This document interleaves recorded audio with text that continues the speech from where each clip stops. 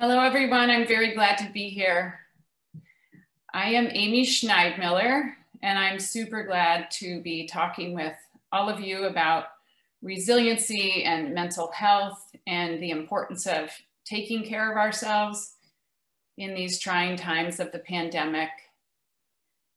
And I do want to offer up that I'm a cancer survivor, and that has informed a lot of my perspective on resiliency and coping and embellishing our toolbox as far as items and ways that we can flourish in times of difficulty. And the pandemic has shown us ways that we can either retreat and really be taken over by the pandemic, or ways that we can find our resiliency and show up for ourselves and each other in community.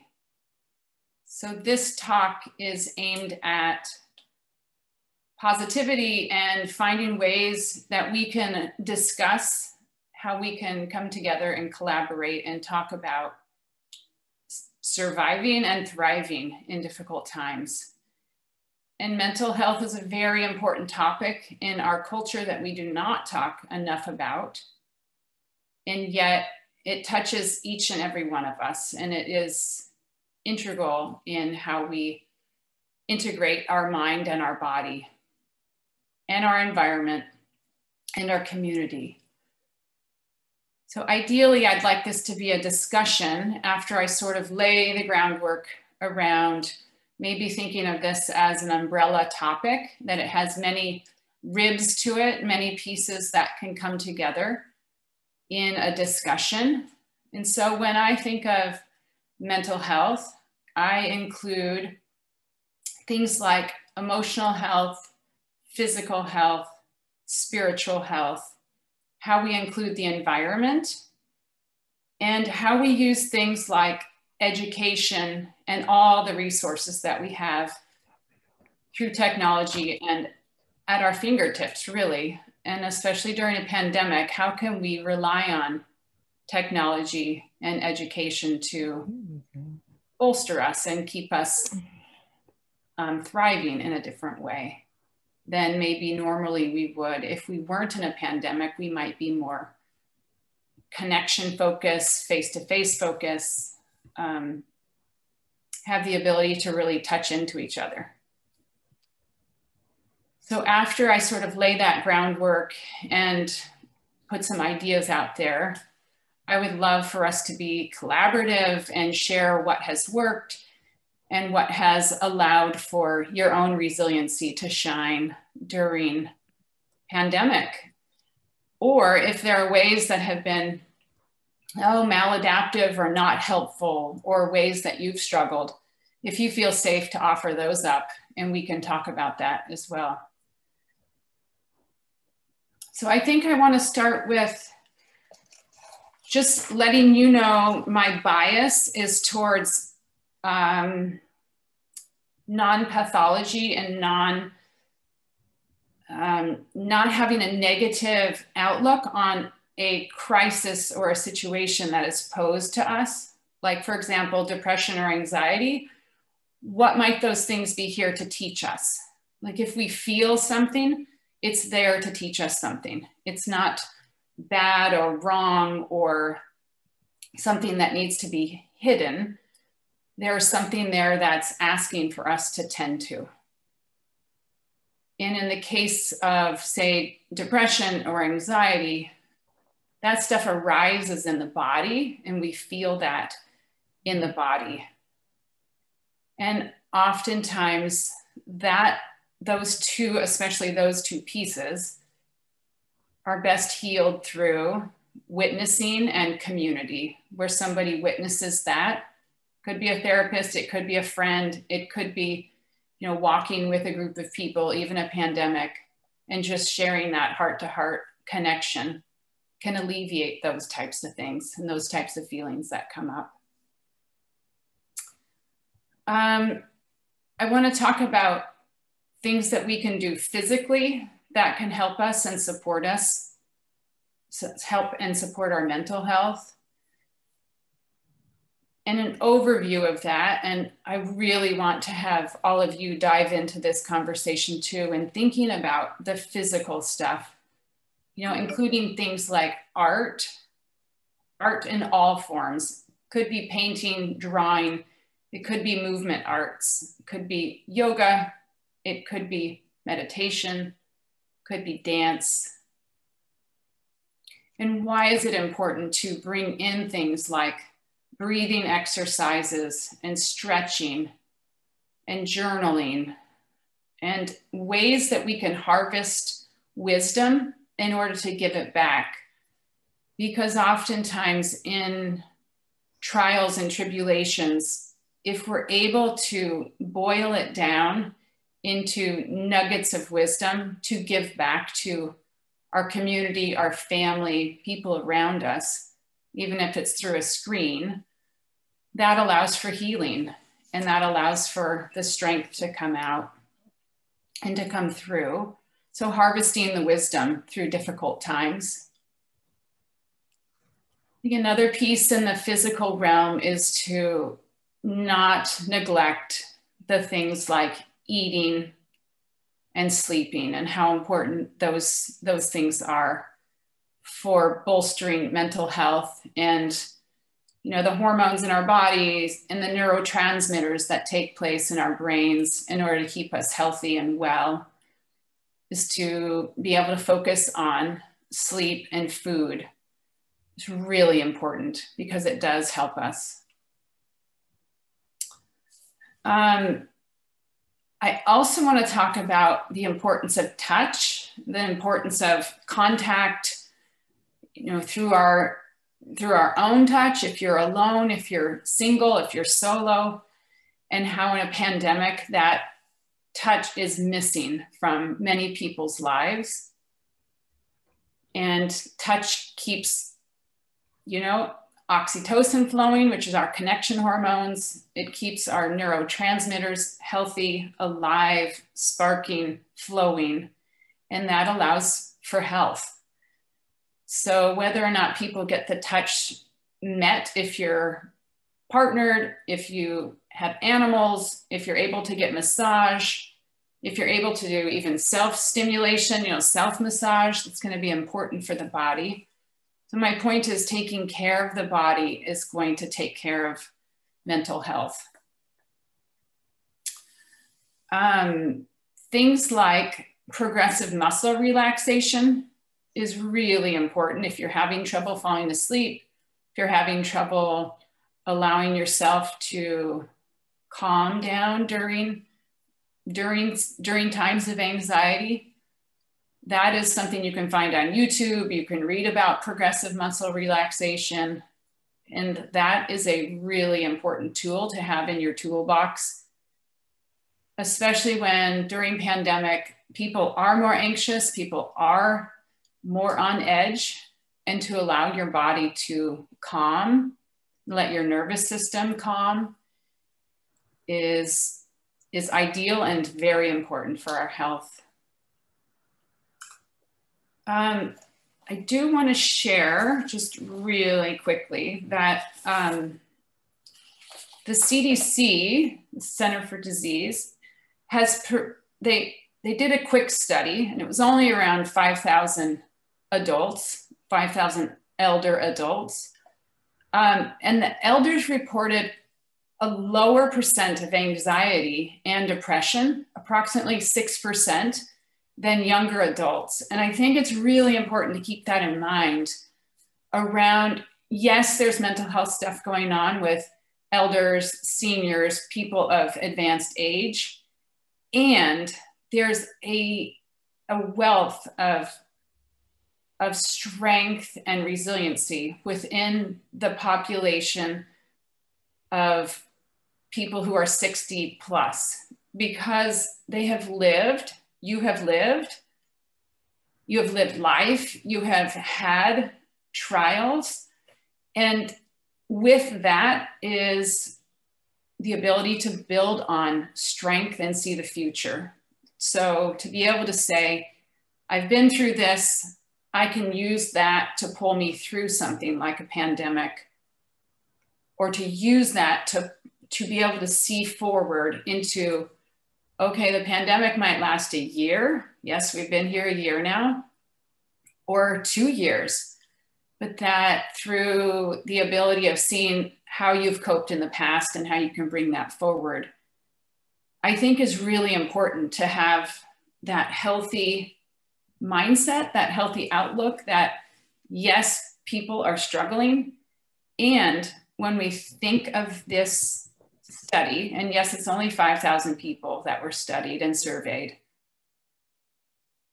but only approximately 6% were really struggling with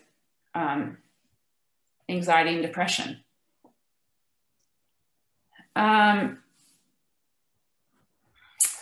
Let's see.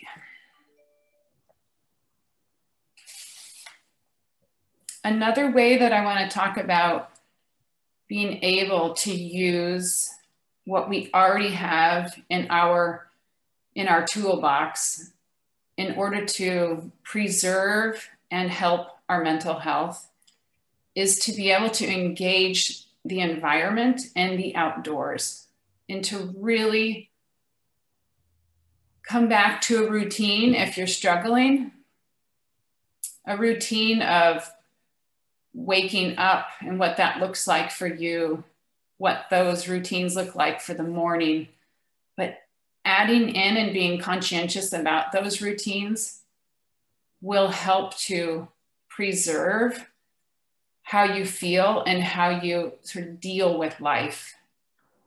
And I highly encourage people to get outside, even in weather that might not be optimal, because then you can have face-to-face contact with people, especially if you're single or solo, to have that human interaction, even if you're masked, which we should all be when we're outside or around other people.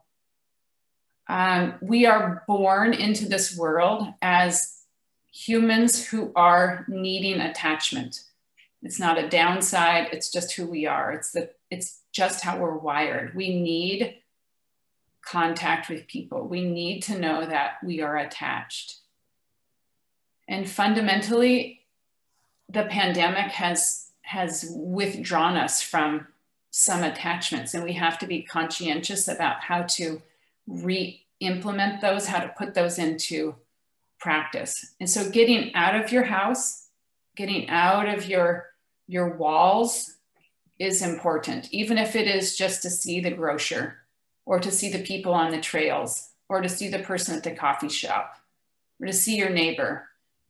All of that allows for your own system, your own mental health, physical health, your own system to reorient that you are a contactful, attached human being. And that might sound nebulous and far-fetched, but it is how we are wired. There's research to support it. You can feel it in your body when you feel connected to somebody, even if it's for 2 minutes in passing in a conversation, you know, the grocery checker. Having that bits of information, that crossover from each other is super helpful. I want to talk about the spiritual piece because we can't leave that out of a holistic perspective. So whether or not you connect through religion or a sense of higher being, or a sense of the universe, or a sense of the environment, the trees, the bay, the ocean, the mountains, whatnot, is if you're connected through mindfulness, religion, spirituality, that is going to be another way that allows you to relax into the unknown. And the pandemic has allowed for many unknowns to come up. Many people have had that disconnect from their grandchildren, from their children, from their neighbors, because the pandemic has made our world very small. But by tapping into religion or spirituality or a sense of a higher being, a higher purpose, that will allow for a sense of resiliency and a sense of this world is bigger than I am, and that we're all in this together. I'm sure that all of you have thought about this piece of it too, around education and how education of all different sorts can bolster our toolbox. For example, book clubs, even if it is on Zoom through a screen, speakers and podcasts, support groups. I'm a big proponent of support groups. You get to see other people in similar situations. You get to talk, you get to connect, you get to support each other. And it may not be the exact situation that somebody else is going through. You get to hear other people's stories. You can hear other people's resiliency show up. It's important to see other people and their reality of either a struggle or a triumph. It allows that human quality to come out. So support groups, which are out there, and with the pandemic, everything is online, so you can find pretty much anything you want online. Movies are a good place to feel seen and heard as well, or to have that sense of experience towards that person is experiencing something similar as me, and that collective experience allows us to feel like we're a bigger part of the tapestry of life, and it puts us in a different place of feeling alone. I think it's been amazing how the libraries have shown up in this time in our community. We're so lucky to have that as a resource. So to not forget the educational piece, which does buoy us in times of stress or disconnection or feeling anxious, or feeling as if this is Groundhog's Day and this is monotonous, living in a pandemic.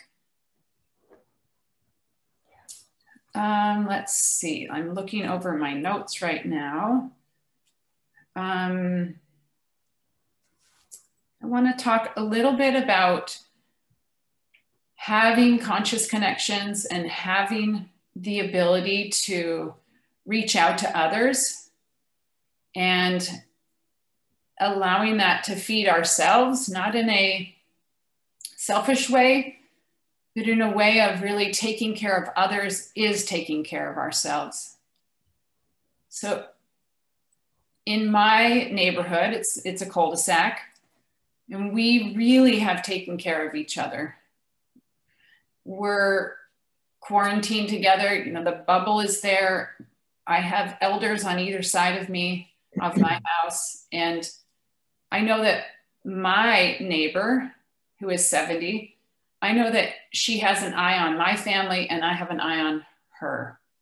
And one way I take care of her, and I say that loosely because she's fully functioning and able to do things all on her own, is by bringing her home-cooked meals, because it feeds me to feed her. I love watching her have a better perspective after I've delivered her a home-cooked meal. And that actually feeds me. It feeds me to know that she has a brighter sense on life because of our connection.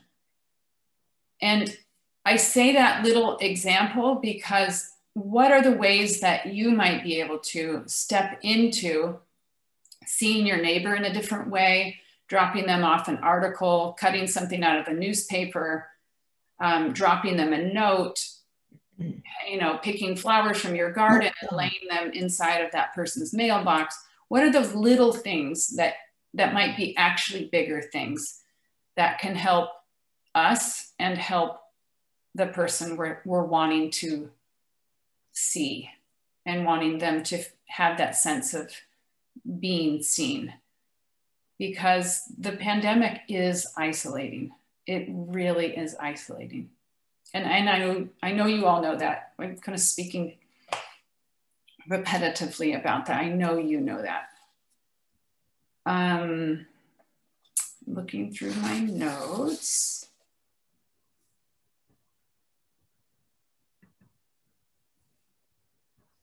There is one, let's see. There's a passage I want to read to you, and then let's open it up to conversation so that I'm not feeling like I'm just talking at you. There's a book called Walking One Step at a Time. Yeah. And it's a beautiful book. There's one, he does one on breathing too. So he writes an entire book on breathing. He writes an entire book on walking. And you would think, who can write an entire book on these things? But his last name is Kage, Kagge. And I just thought this was a beautiful passage. And it doesn't have to be, well, let me just read you the passage, just very quick. It says, why do we walk? Where do we walk from? And what is our destination? We all have our own answers. Even if you and I walk next to each other, we can experience the walk differently. After having put my shoes on and let my thoughts wander, I am sure of one thing: to put one foot in front of the other is one of the most important things we do. Let us walk. So I love that passage. It just tells us we need to get up. We need to put one foot in front of the other, even in very trying times. Mary, can we open it up to everybody to converse and have conversation? Yes, yeah, thank you. And I love that, that quote or that passage. Thank you. So if you would like to, so we have about 10 minutes for questions or quick, short conversations. And so if you would like to unmute yourself and maybe share something or ask Amy a question, that would be great.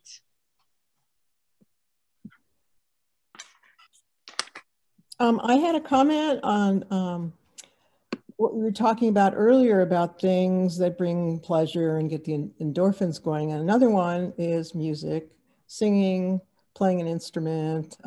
I play African music and teach it, Zimbabwean wooden key xylophones and mbira. And I'll tell you, I was a pianist all my life and got a degree in it. But when I found this music, it's the most joyous thing. It's like brings so much meaning into my life. And, you know, the gratification of teaching and sharing it with other people is just unbeatable. Yes, agreed. Thank you for that. Absolutely. It can shift our spirits, can't it? It can shift just how we feel in the moment. Mm-hmm. Yes. I'd like to say thank you, Amy, for having this talk, and it's great to see you and meet you. Thank you. Nice to see you too.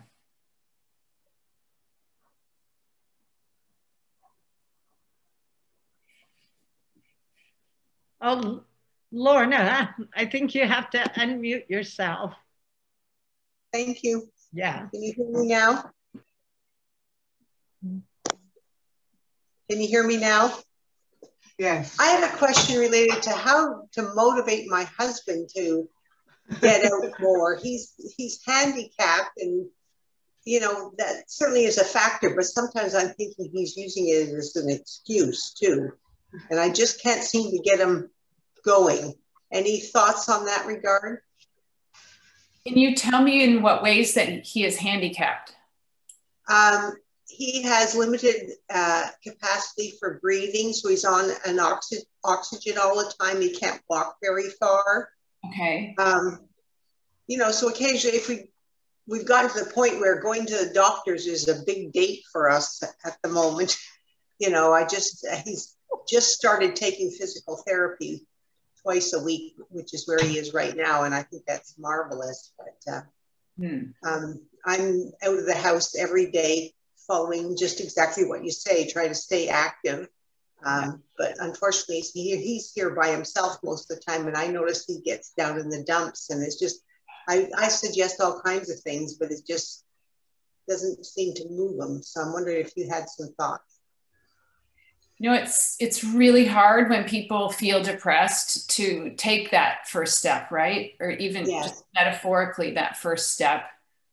Implementing routine is really important when somebody is feeling depressed and feeling like the weight of the world is on them and that they can't take that first step, even metaphorically.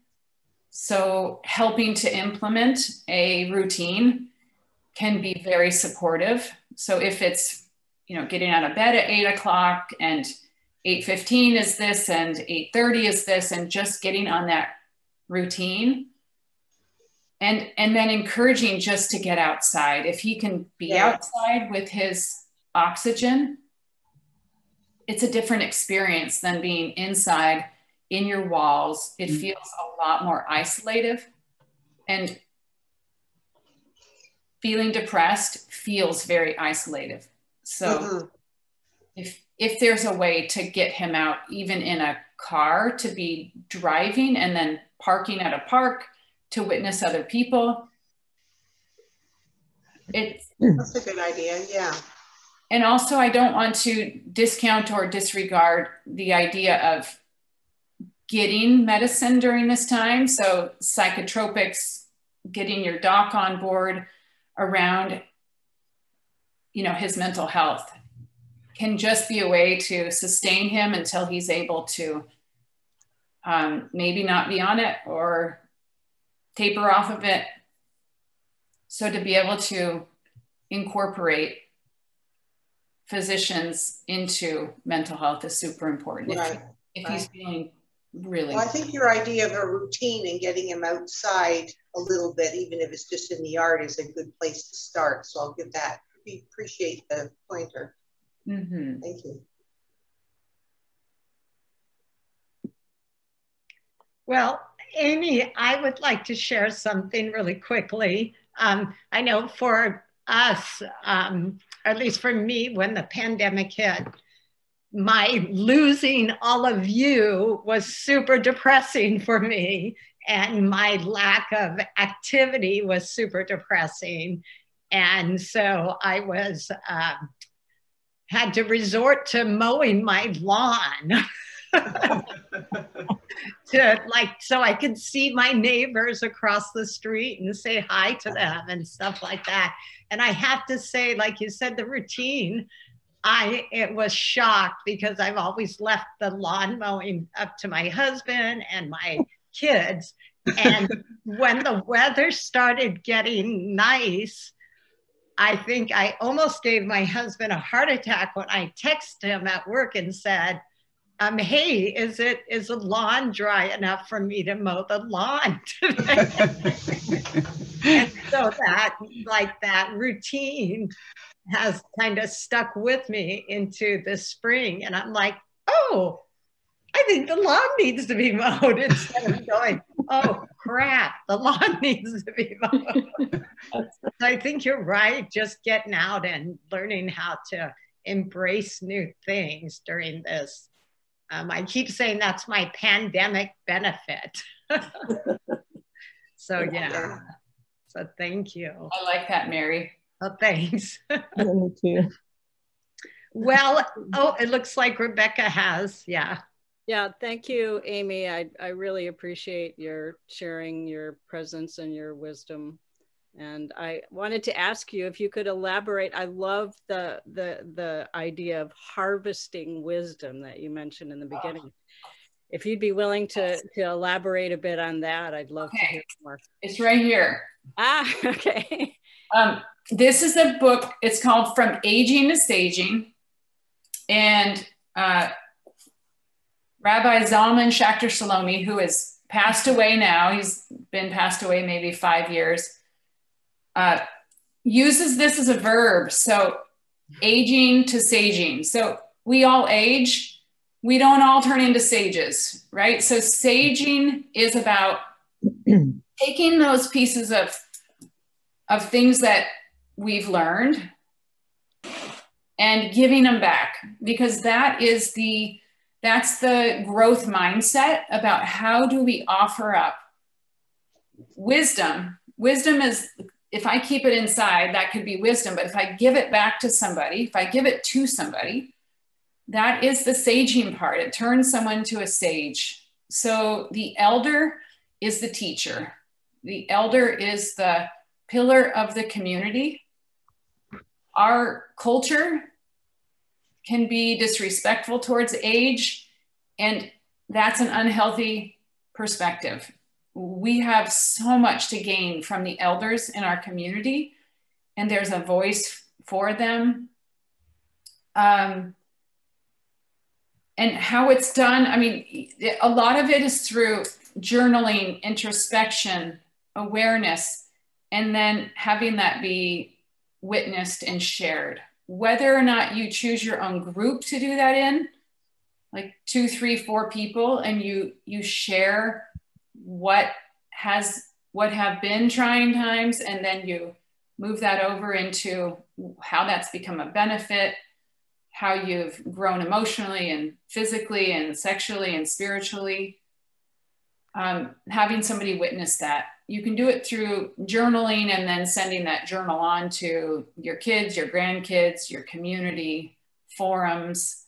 But I highly recommend this book. Not that, I don't want to like tout books, but here, it's a very important book because there's a positive mindset about the vision of growing older and how to appreciate the elders in our lives and who's come before us, and what we can do by what we can gain really by sitting at the feet of people who have been there before us. And it offers something up from the elder, and the younger generation gets it, and it becomes a loop of connection. And again, it goes back to, connection makes us feel good because we are connected beings. This is where we thrive, is by being connected. And I worked with Rabbi Zalman, this author of this book, 25 years ago. And he talked about the importance of having the story witnessed. So if one person keeps their story to themselves, it doesn't, I don't want to say it doesn't do much, because that is not what I mean. The ripples are exponential if they're given out. Like if that story of whatever you've been through, that wisdom has been given out, the ripples are plentiful. And that is where the elder can harvest those riches, and there's purpose to it. And then there's a presence that is felt with somebody who, for me, when I'm around an elder who I know who has engaged their pain and their joy and everything in between, I feel more seen myself. I feel more understood myself. So there's, again, connection takes place. So that's kind of the long and the short of it, if you're asking about wisdom and how to get that back. Well, and finding the vehicle for that as well. That's, yeah, an open community. Thank you. Yeah. Thank you. Yeah, thank you, Amy. This has been wonderful, and thanks to the Y. I've recently returned a year ago. I broke my wrist, but it was the beginning of the pandemic, so who cares? And now I need a hip replacement. So I'm